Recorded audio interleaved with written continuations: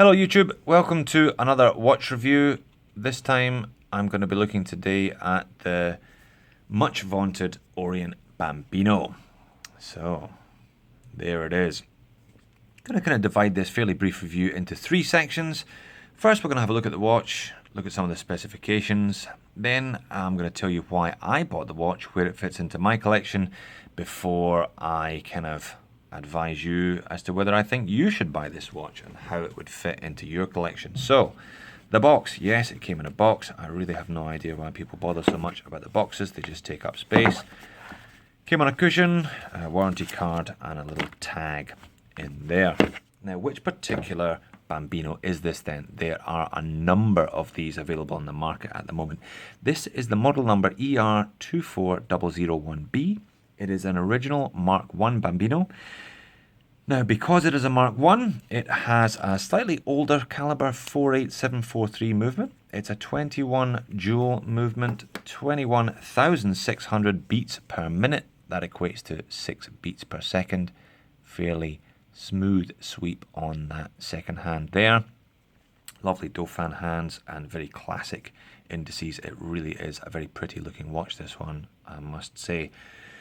Now, because it's the older version, it's not hackable or hand winding. The new version, I believe there is another version of exactly this with the same rose gold tone and the black faux croc but genuine leather strap.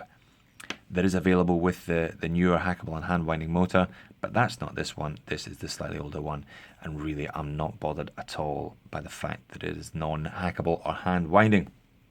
So, some specifications: 40.5 millimeter wide, not including the crown, 46 mil lug to lug, and quite an unusual 21 millimeter lug width.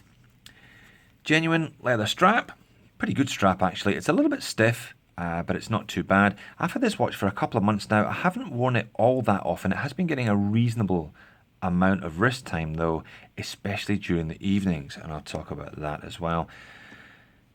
What have we got? We've got a little foil stamped logo on the dial, and as I said, these lovely Dauphin hands and really very, very nicely designed indices. Now, I bought the rose gold version. I wear quite a lot of kind of brown and black clothing, slightly formal, and I thought that this watch would really complement that, and it does.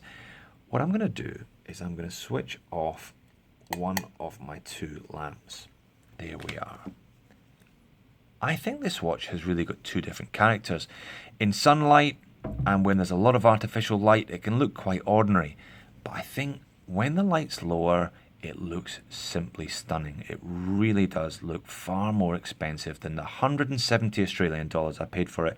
That's 170 Australian dollars delivered. I bought this one from Creation Watches, who I believe are in Singapore. Very good service. It arrived in a few days. I've seen this same one for $158, so you can get a little bit cheaper than that. I think they really range from about $150 up to maybe $200, depending on whether you go for this Mark 1, 2, 3, or even the V4. So it looks great. Let me put it on the wrist. You can see a wrist shot. I've got 7.25 inch wrists, and I think this watch is just about perfect for me. That 40 mil looks really, really good. So what are the downsides? Very few. I mean, certainly for a watch of this price. It is a domed mineral crystal, but you're going to have to be careful with that. It's not sapphire crystal, so it may scratch if you mistreat it. There's no lume on these indices at all, so it's not really a practical everyday watch. But then again, I don't think people buy this as a practical everyday watch. It's something that is, a nice piece of evening wear, formal occasion, or just a bit of a treat. As I said, I think it looks great when the light conditions are a little bit lower. Strap's quite stiff.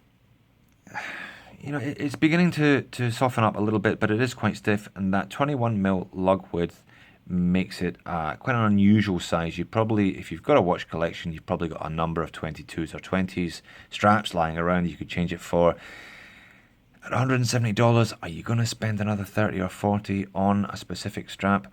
So, my advice to you is yes, do buy this watch, but have a good look around. There are a number of versions.